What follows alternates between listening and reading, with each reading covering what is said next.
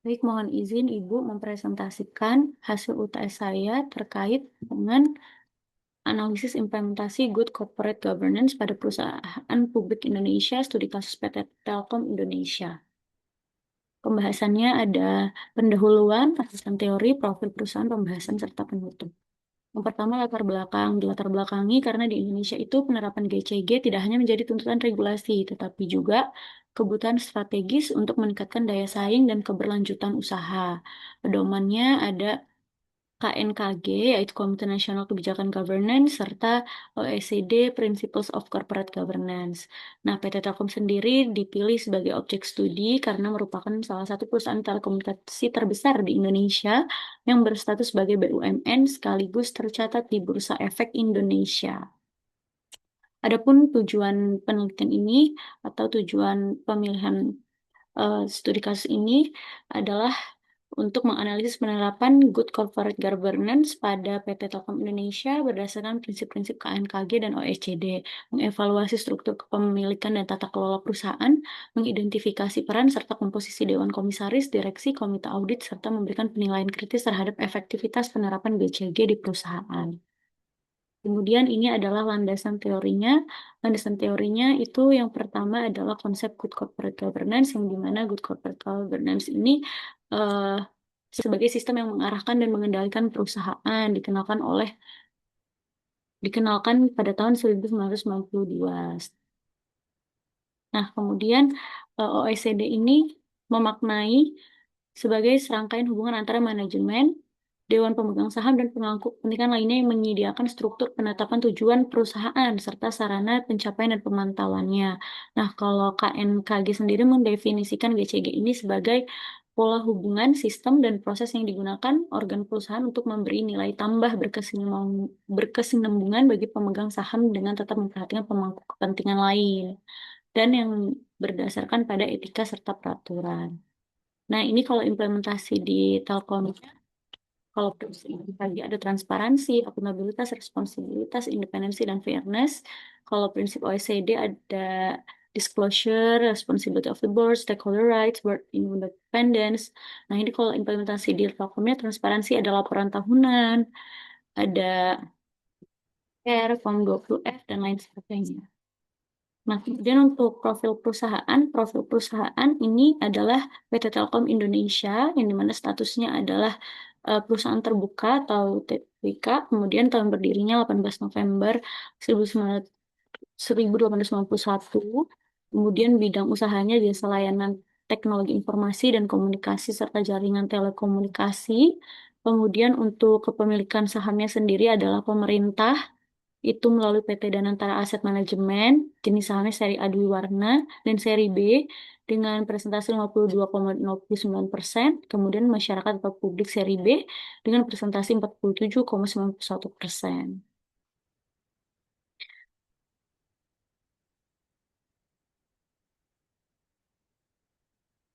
Nah, kemudian ini adalah penerapan dari 5 prinsip GCG. 5 prinsip GCG adalah yang pertama transparansi. Transparansi ini adalah bukti penerapannya adanya laporan tahunan keuangan secara berkala, kemudian ada laporan kepada SEC berupa Form 20F dan 6K, kemudian pengungkapan hubungan afiliasi antar pengurus dan pemegang saham pengendali set keterbukaan yang terkonfirmasi ACGS perolehannya 101,98.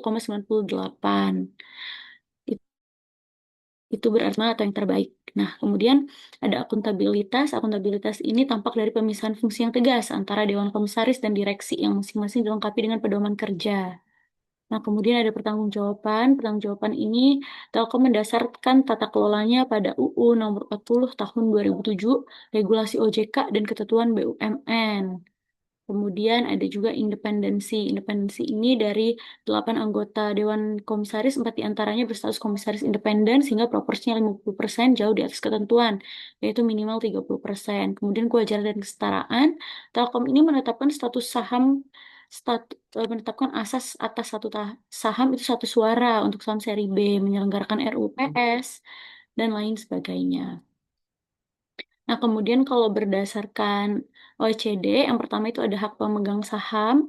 Yang kedua, Telkom ini memberikan perlindungan terhadap hak-hak dasar pemegang saham melalui penyelenggaraan RUPS yang transparan, pemberian hak suara, akses informasi, dan lain sebagainya.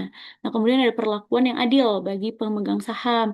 Telkom ini menerapkan perlakuan yang setara terhadap seluruh pemegang saham, termasuk yang minoritas dan investor asing. Nah, ini disampaikan secara terbuka melalui keterbukaan informasi di Bursa Efek Indonesia dan website perusahaan. Kemudian ada peran pemangku kepentingan. Telkom ini mengakui peran penting para pemangku kepentingannya melalui berbagai program berkelanjutan, pengembangan sumber daya manusia, perlindungan pelanggan, dan lain sebagainya. Kemudian ada keterbukaan dan transparansi. Telkom ini memiliki tingkat transparansi yang tinggi melalui publikasi laporan tahunan, laporan keuangan secara berkala, sustainability report, dan lain-lainnya. Kemudian ada tanggung jawab dewan, ini yang dimana dewan komisaris dan direksi menjalankan fungsi masing-masing secara jelas sesuai dengan sistem two-tier board. Nah, kemudian ada juga struktur kepemilikan dan kerangka tata kelola. Dan di mana ini struktur kepemilikan sahamnya dimiliki oleh pemerintah RI 52% dan 47% itu dimiliki oleh publik dan investor.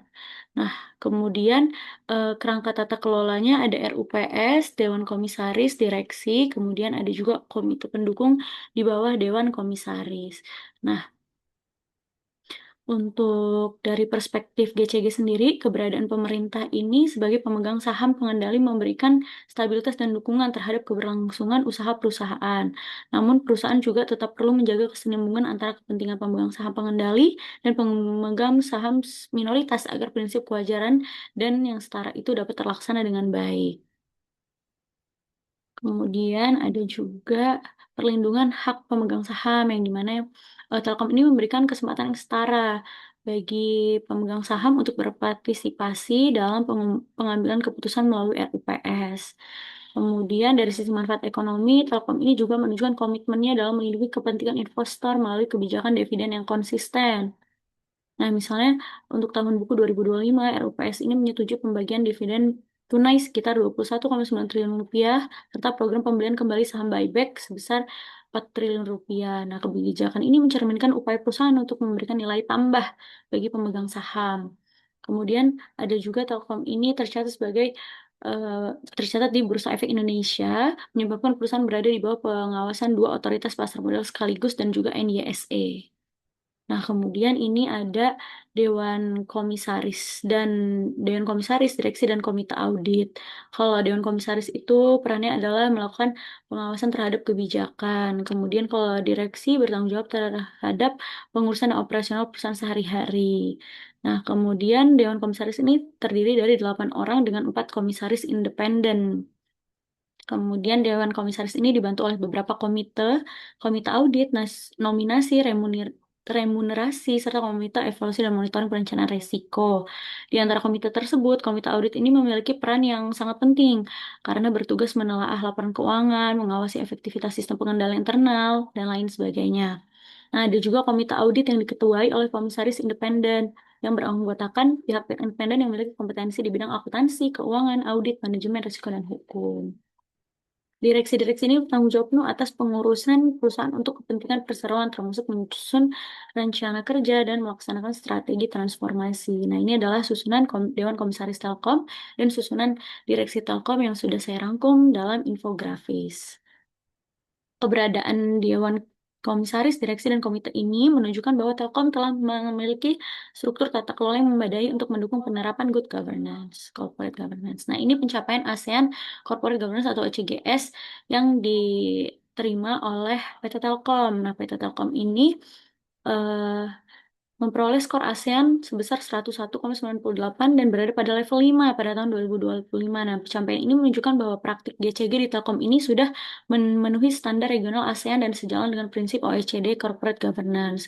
Skor ini menjadi indikator bahwa penerapan prinsip-prinsip GCG itu sudah diterapkan oleh PT Telkom. Nah, kemudian selanjutnya adalah evaluasi kritis. Evaluasi kritisnya adalah aspek yang perlu menjadi perhatian nih, yaitu struktur kepemilikan. Struktur kepemilikan ini berpotensi menimbulkan agensi problem antara pemegang saham dan minoritas. Nah, kemudian kompleksitas struktur grup.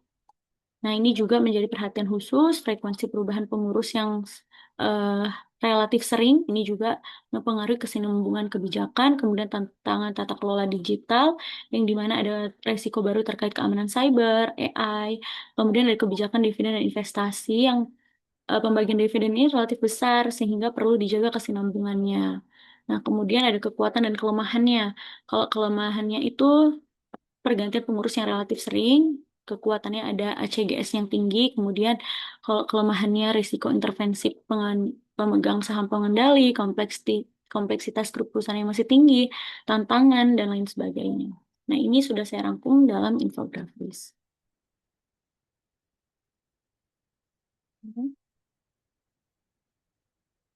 Penutupnya, berdasarkan analisis, PT Telkom ini sudah menerapkan kelima prinsip GCG secara memadai dan selaras dengan pedoman KNKG maupun OECD sebagaimana tercermin dari skor ACGS yang level 5 dan berbagai penghargaan. Kemudian perlindungan hak pemegang saham diwujudkan melalui RUPS yang dapat diakses elektronik, kebijakan dividen, program buyback dan keterbukaan informasi yang diperkuat status pencatatan ganda.